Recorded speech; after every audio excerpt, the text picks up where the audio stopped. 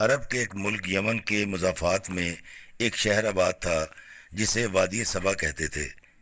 یہی قوم صبا کہلاتی تھی۔ یہ علاقہ نعمتوں اور برکتوں سے نوازا گیا تھا۔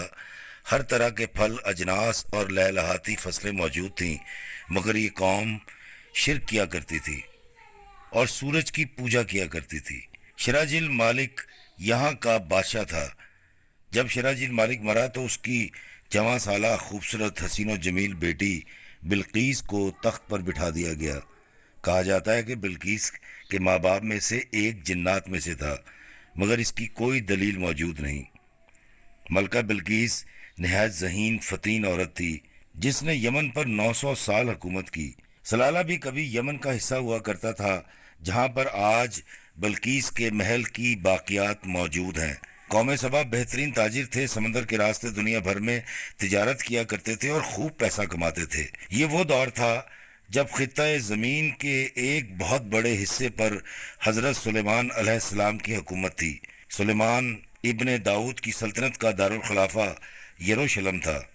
آپ کو ہوا، جنات، چرند پرند اور جانوروں پر اللہ نے حکمرانی عطا کی تھی۔ ایک دفعہ کا ذکر ہے کہ دربار سجا ہوا تھا، جنات، چرند پرند سب موجود تھے، مگر ہدہد غائب تھا۔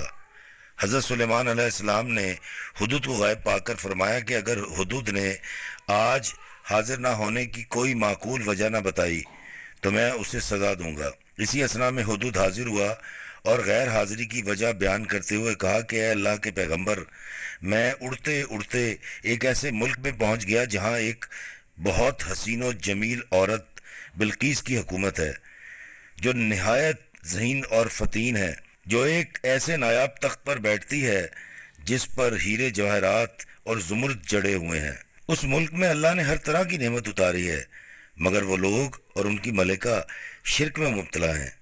حضرت سلیمان علیہ السلام نے جب یہ بات سنی تو ایک خط ملکہ بلقیس کے نام لکھا اور ہدہد سے کہا کہ یہ خط ملکہ بلقیس کی گود میں جا کے گراؤ اور سنو کہ وہ کیا کہتی ہے۔ ہدہد وہ خط لے کر گیا اور اس نے ایسا ہی کیا۔ ملکہ نے جب خط پڑھا تو اس پہ لکھا تھا، شروع اللہ کے نام سے جو بڑا مہربان اور نہایت رحم کرنے والا ہے۔ یہ عزت والا خط سلیمان بن داؤد کی جانب سے ملکہ سبا بلقیس کی طرف ہے۔ جو ہدایت کی پیروی کرے اس کے لیے سلامتی ہے۔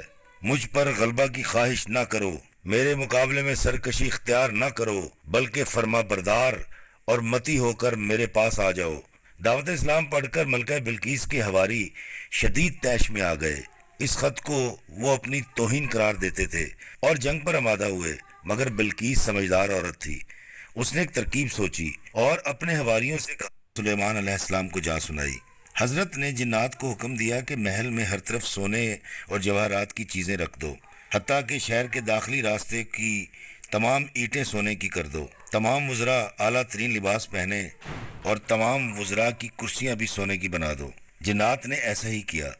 جب ملکہ بلقیس کے سفیر چند سونے کی اینٹیں، چند ہیرے، چند کنیزیں اور غلام لے کر شہر میں داخل ہوئے تو ششدر رہ گئے۔ ان کی آنکھیں پھٹی کی پھٹی رہ گئیں، کیونکہ جتنا سونا وہ لائے تھے اس سے زیادہ سونا تو شہر کے داخلی راستے پر لگا ہوا تھا۔ حضرت سلیمان علیہ السلام کی بارگاہ میں حاضر ہوئے تو سخت پریشان تھے۔ حضرت سلیمان علیہ السلام نے ملکہ بلقیس کے تحفے لوٹا دیے اور سفیروں کے ہاتھ پیغام بھیجا کہ اب ایک سخت اور دردناک جنگ کے لیے تیار ہو جاؤ۔ سفیر وادی صبا پہنچے اور ملکہ بلقیس کو سلیمان علیہ السلام سے آ رہی ہے تو حضرت سلیمان علیہ السلام نے ملکہ بلقیس کی عزت افزائی کے لیے درباریوں سے پوچھا، تم میں سے کون ہے جو ملکہ کے یہاں پہنچنے سے پہلے اس کا تخت ملکہ کے محل سے اٹھا کر یہاں لے آئے؟ تو ایک جن جو کہ دیو تھا، اس نے عرض کی کہ اے اللہ کے پیغمبر، میں آج آپ کے دربار کی کاروائی برخاست ہونے سے پہلے وہ تخت لا سکتا ہوں۔ مگر ایک اور اللہ کا بندہ کھڑا ہوا اور عرض کی کہ اللہ کے نبی، میں پلک جھپکنے سے پہلے وہ تخت یہاں لا سکتا ہوں، اور پھر ہوا بھی یہی۔ حضرت سلیمان علیہ السلام نے پلک جھپکی اور ملکہ بلقیس کا تخت حضرت سلیمان علیہ السلام کے محل میں آ گیا۔ پھر جب ملکہ بلقیس دربار سلمان میں حاضر ہوئی اور اپنے تخت کو سامنے رکھا پایا تو بول اٹھی، میں اعتراف کرتی ہوں کہ آپ اللہ کے نبی ہیں، میں آپ کی فرما برداری قبول کرتی ہوں۔ اور پھر یوں ملکہ بلقیس شرک کا راستہ چھوڑ کر اللہ کے راستے پہ آ گئی۔ دوستو، اس سے آگے کی کہانی اس وقت سناؤں گا کہ اگر زندگی میں کبھی مجھے یروشلم